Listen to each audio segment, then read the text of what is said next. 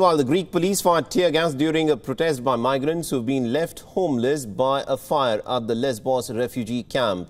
Some women actually fainted due to the tear gas that had been fired directly at the protesters. And one man also had to be rushed to a hospital after he suffered a seizure. At least about 3 men have been arrested following protests.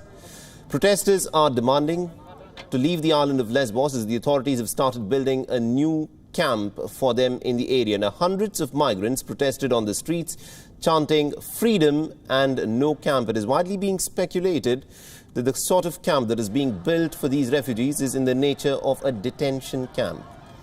Now, over 12,000 people have been sleeping on the streets in the open under improvised shelters since the flames swept through the overcrowded Moria camp earlier in the week. The fire at the camp, which was holding 4 times the number of people that it was supposed to, has returned the spotlight to the issue of migration crisis in Europe. The Greek authorities have refused any mass transfer of people out of the island, despite growing protests from the locals who are angry after years of bearing the brunt of the crisis. The Moria camp was built to house just about 2,000 odd people, but it has become so overcrowded that the fires have now left more than 12,000 people without any shelter. It's a matter of speculation as to what started off the fire.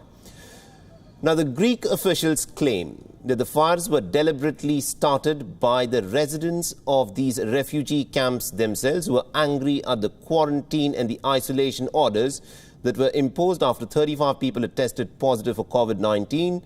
But the UNHCR disputes this and says that more investigation needs to be done to ascertain the cause of these fires.